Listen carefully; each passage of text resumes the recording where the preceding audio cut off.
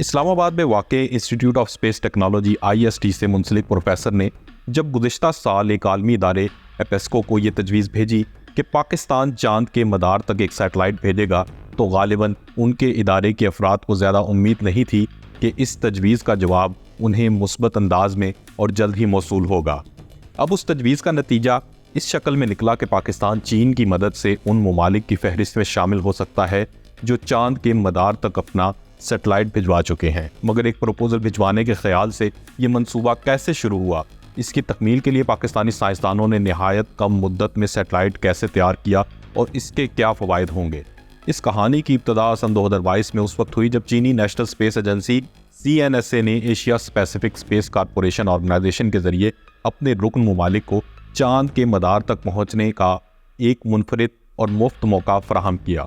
Asia Pacific space corporation organisation APSCO सन 2008 में कायम की गई थी, जिसका मकसद इस खित्ते में खलाई तहकीक को फ़रोग़ देना था।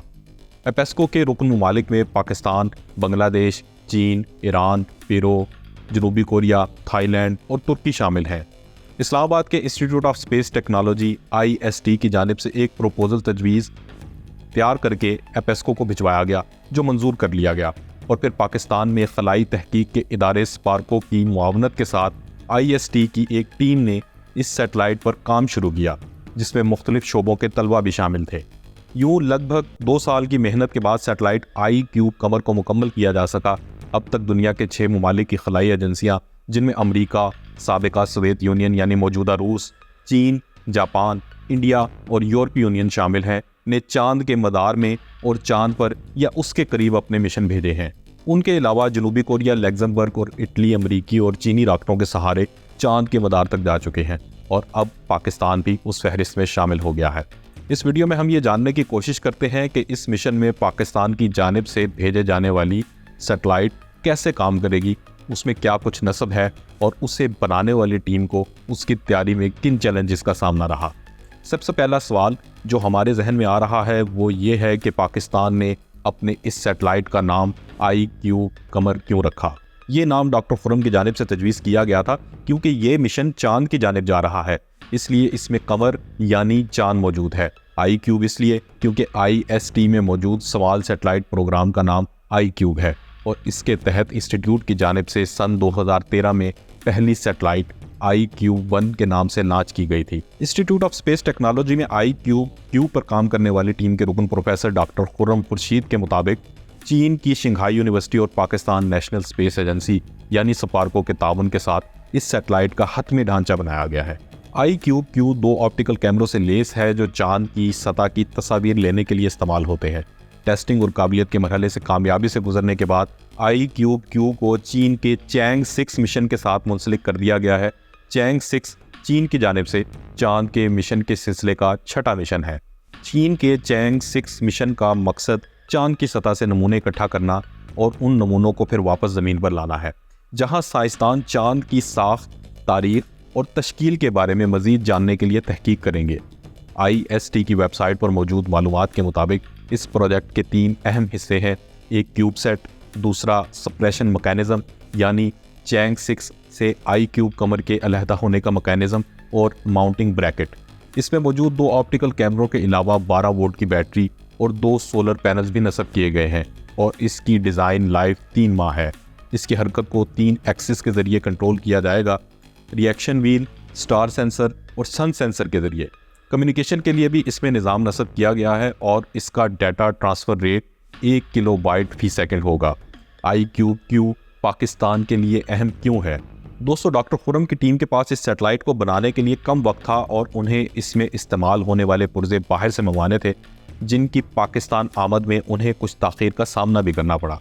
डॉक्टर खुर्रम कहते हैं कि क्योंकि कम वक्त था इसलिए हमें हर चीज़ एक साथ और बहुत मेहनत के साथ करनी पड़ रही थी। इसके अलावा IST के मुख्तलिफ इंजीनियरिंग के शोबों जैसे electrical, material science, avionics, aerospace, mechanical engineering और कंप्यूटर साइंसेस के तलबा भी इस प्रोजेक्ट में शरीक थे। ये मिशन पाकिस्तान और पाकिस्तानी तलबा के लिए इंतहाई अहमियत का हामिल है कि जो इस फील्ड में आगे बढ़ना चाहते हैं। डॉक्टर खुर्रम कहते हैं कि पाकिस्तान में यूँ तो स्पार्को अपनी काविशों को जारी रखे हुए है, मगर इसके बावजूद इस फील्ड में आने वाले तलबा को खासी पजीराई नहीं मिलती और पाकिस्तान में उनके लिए मौके बहुत महदूद हैं। IST की तरफ से तैयार करदा क्यूब सेट्स क्यूबिक शक्ल में बनाए गए हैं और उन पर उनकी छोटी जिसामत की वजह से कम लागत आती है, जो पाकिस्तान जैसे तरक्की पजीर ममालिक के लिए बोझ नहीं। इन सैटेलाइट्स का वजन अक्सर चंद किलोग्राम से ज़्यादा नहीं होता, जैसा कि IQ-Q का वजन भी 6 किलोग्राम और चंद 100 ग्राम है। इसकी मदद से हम साइंसी तहकीक, तकनीकी तरक्की और खलाई तहकीक से मुतालिक तालीमी मनसूबों में आगे बढ़ सकेंगे। और ना सिर्फ ये, बल्कि पाकिस्तान के पास तहकीक के लिए अपनी सैटेलाइट से ली जाने वाली चांद की तस्वीर होंगी। IQ-Q के मिशन का दौरानिया 3 माह का है और इस दौरान ये खला में मौसमियाती तब्दीलियों के साथ साथ चांद की तस्वीर मरकज़ यानी इंस्टीट्यूट ऑफ स्पेस टेक्नोलॉजी को भेजता रहेगा। दोस्तों, पाकिस्तान में इस शोबे में आने वाले नौजवानों के लिए इस तरह के मंसूबों की बहुत ज़्यादा अहमियत है। हमारे यही छोटे छोटे कदम हमें कल खलाई तहकीक में एक बड़ी कामयाबी तक ले जाएंगे।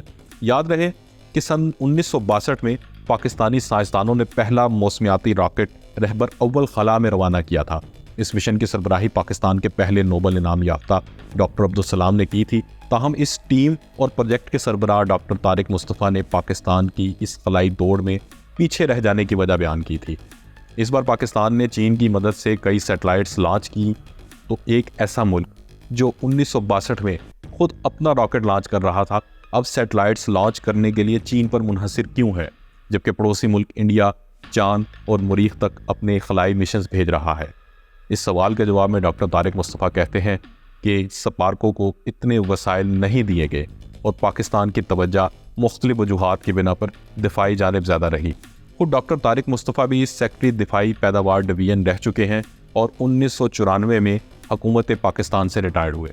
वो कहते हैं कि पाकिस्तान इस खलाई दौड़ में ऐसे ही मौके का फ़ायदा उठाकर शामिल हो गया था, लेकिन मुल्क के पास इस हवाले से विजन नहीं था कि पाकिस्तान ने बालाई फ़िज़ा के बाद बाकायदा खला में भी कदम रखने हैं।